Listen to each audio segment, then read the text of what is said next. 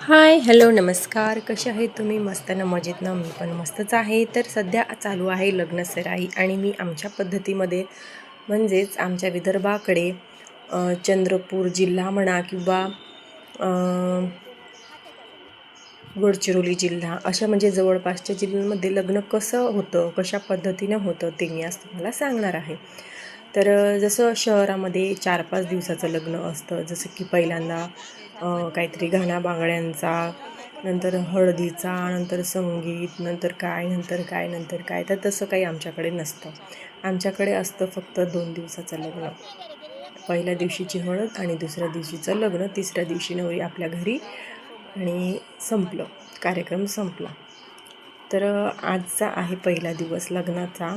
म्हणजेच आज पडलेत आमच्या गावातल्या शेजारच्या घरी लग्नाची मांडव. तर आत्ता एकंदरीत मला असं वाटतं 12, 12:15 वाजले असतील. तर ह्या ज्या बाया तुम्हाला दिसत आहेत त्या बायका जमलेल्या आहेत लग्नघराच्या समोर. आत्ता निघणार आहे माताचं पूजन, म्हणजे मातापूजन म्हणतात.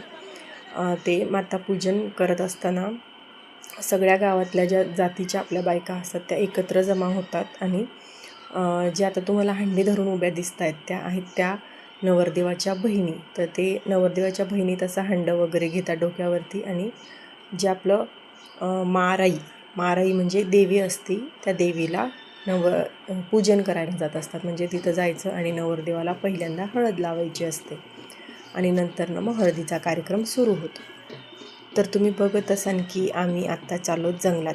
आमच्या गावातली जी महाराई आहे, देवी आहे महाराई, ती खूप लांब आहे. सध्या आता तिचं गावात बांधकाम चालू आहे, म्हणजे गावाच्या शेवटी बांधकाम चालू आहे. आणि हे आत्ता जे आम्ही चाललो ते खूप लांब आहे, खूप म्हणजे खूप लांब आहे. तर 2 ते 3 किलोमीटर असं जावं लागतं, इतकी लांब आहे. एकंदरीत जंगलामध्येच म्हणाल तरी चालेल, इतकी लांब आहे. आणि त्यातल्या त्यात मी हिल्सचे सँडल घातले होते. त्यात माझं चालणं तर एवढं अवघड होत होतं की काही समजत नव्हतं. तुम्ही बघत असाल तर अख्ख्या बाया समोर गेल्या आणि मी एकटीच मागे राहिले होते. तरी नशीब दादू आणि श्रावणी पण मागं लागलेली माझ्या, पण मी त्यांना घरी परत पाठवलं त्यांच्या पप्पासोबत. मग ते मला म्हटले की तू आता जा ह्यांच्यासोबत, मग मी तुला न्यायला येतो. म्हणून मग ते पोरांना घेऊन गेले आणि नंतर मग मला घ्यायला पण आले. ते तुम्हाला दिसेलच. तर इकडे आमचं एक शेत पण आहे जे जंगलात आहे.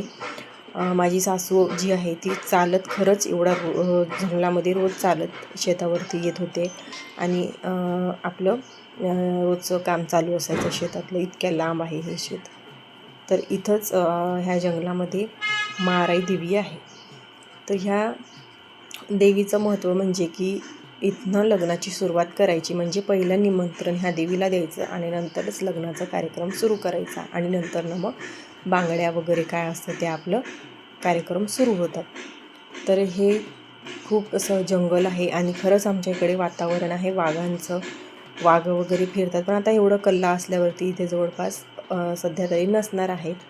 पण तुम्हाला जर तुम्ही मागचा व्हिडिओ माझा बघितला असेल तर तुम्हाला मी मागच्या व्हिडिओमध्येच सांगितलं होतं की गावाच्या शेजारी वाघ आला होता आणि 15 ते 20 लोक त्या वाघाला बघायला गेले होते आणि त्याच चकामकीमध्ये जे माझे दीर आहेत त्यांच्या पायाला दुखापत झाली होती.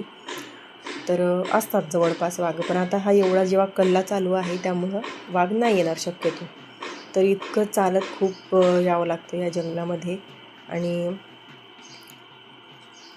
चालू होतो कार्यक्रम. तर इथं मला जंगलामध्ये आल्यावरती सुद्धा माझ्यासारखेच 2-3 इन्फ्लुएन्सर म्हटला तरी चालेल मला. तर एक इन्फ्लुएन्सर मला भेटला जो यूट्यूबरच आहे आणि यूट्यूबला चॅनल आहे त्याचं. आता मला नाव पण माहीत नाही आणि लक्षातसुद्धा नाही राहिलं. तर तो सुद्धा व्हिडिओ काढत होता आणि मी तर काय मोबाईल पोटाजवळ माझ्या आळवा धरून मोबाईलवर व्हिडिओ काढत होते. त्यामुळं कोणाला कळत पण नव्हतं की मी व्हिडिओ शूट करते म्हणून. तर अशा प्रकारे आम्ही एवढ्या जंगलामध्ये आलो आणि जिथं सावली दिसेल तिथं पटकन बसलो. बसायला जागासुद्धा नव्हती व्यवस्थित, कारण की खूप असं घनदाट जंगल आहे, तुम्ही बघितलं असेल.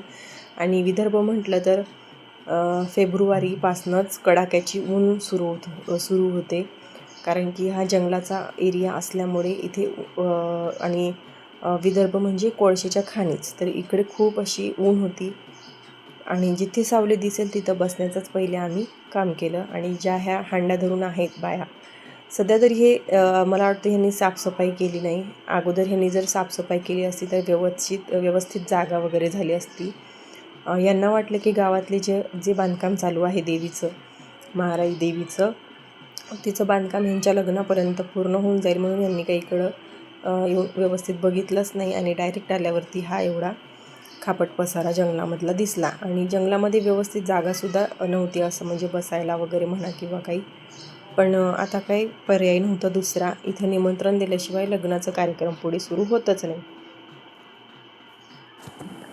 तर ह्याच्या पुढची जी सगळी माहिती आहे मी तुम्हाला पुढच्या व्हिडिओमध्ये देईनच.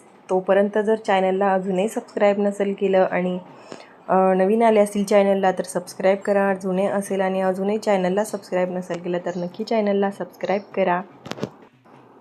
तर चलो बाय बाय, भेटूया नेक्स्ट व्लॉगमध्ये.